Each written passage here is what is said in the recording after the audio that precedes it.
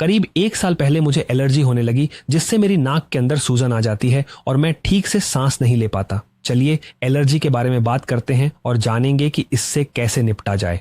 और हो सकता है कि आपको भी एलर्जी हो रही हो और आपको इसका पता ही ना हो। एलर्जी को कैसे हराया जाए? दिलचस्प बात यह है कि जिन लोगों का तंत्रिका तंत्र मुख्य रूप से उत्तेजित रहता है, उन्हें आमतौर पर एलर्जी नहीं होती। आपको कोई ऐसा व्यक्ति मिल सकता है जिसका तंत्रिका तंत्र उत्तेजित हो और अचानक उसे एलर्जी जैसा कुछ महसूस हो, लेकिन असल में होता यह है कि वह कोई ऐसा आक्रामक भोजन, रंग या संरक्षक खा रहा होता है जो उसके लिए ठीक नहीं है। अगर आपको किसी समय एलर्जी हो जाए तो बस इतना करें कि आप कुछ ऐसा लेना शुरू कर दें, जैसे कॉफ़ी। उदाहरण के लिए कॉफ़ी एड्रेनालिन को बढ़ा देती है और एड्रेनालिन एलर्जी को रोक देता है, क्योंकि एड्रेनालिन तंत्रिका तंत्र को उत्तेजित कर देता है। जब आप व्यायाम करते हैं, अगर आपको एलर्जी थी तो वह चली जाती है, क्योंकि व्यायाम करने पर एड्रेनल ग्रंथियां एड्रेनालिन बनाती हैं और एड्रेनालिन ये सारी प्रविष्टियां बंद कर देता है, क्योंकि वह शरीर को लड़ाई के लिए तैयार करता है और वहीं एलर्जी खत्म हो जाती है। एक और चीज़ जो एलर्जी को रोकती है वह है कैल्शियम का सेवन।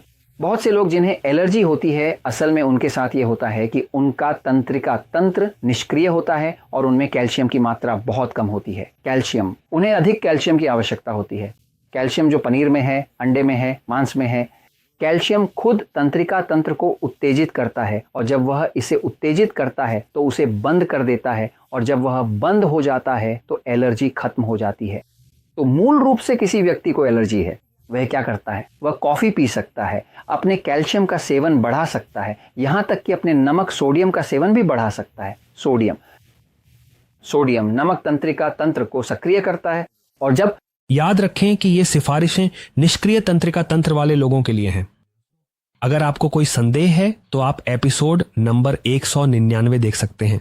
बल्कि अभी हम कुछ करने जा रहे हैं, हम सब मिलकर विशेषज्ञ फ्रैंक सुवारेज का एक एपिसोड देखेंगे, ताकि यह स्पष्ट हो सके कि आपका तंत्रिका तंत्र किस प्रकार का है, आपका मेटाबॉलिज्म किस प्रकार का है, क्या वह निष्क्रिय है या उत्तेजित, ताकि आपको कोई संदेह न रहे।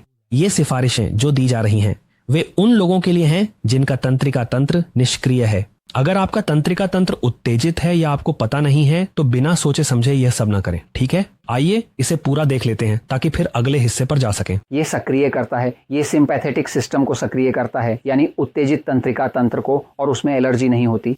जैसे जैसे कोई व्यक्ति व्यायाम करता है, कॉफ़ी पीता है, कैल्शियम लेता है, अधिक सोडियम लेता है, तो एक बुनियादी समाधान ये है कि व्यक्ति कैल्शियम लेगा, लेकिन उसे मैग्नीशियम के साथ लेगा। बिल्कुल, क्योंकि अगर पर्याप्त मैग्नीशियम नहीं है तो कैल्शियम प्रवेश नहीं कर सकता।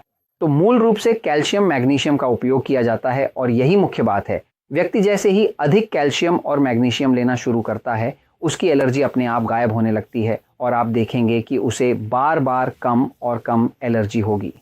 बिल्कुल, अगर आप किसी की एलर्जी बढ़ाना चाहते हैं तो बस किसी शांत व्यक्ति को मीठा खिलाइए। हाँ, उसे चॉकलेट्स खिलाइए, लीजिए, यही है। उसे खूब मीठा खाने को दीजिए, उसकी एलर्जी तुरंत भड़क उठेगी। क्यों? क्योंकि जब शरीर शांत अवस्था में होता है और आप उसे मीठा, चॉकलेट या शक्कर देते हैं तो वह और भी ज़्यादा शांत हो जाता है, और अगर आप उसे और ज़्यादा शांत कर देंगे तो उसकी एलर्जी भड़क उठेगी। और मैं आपको ये इसलिए बता रहा हूँ क्योंकि सच हमेशा जीतता है।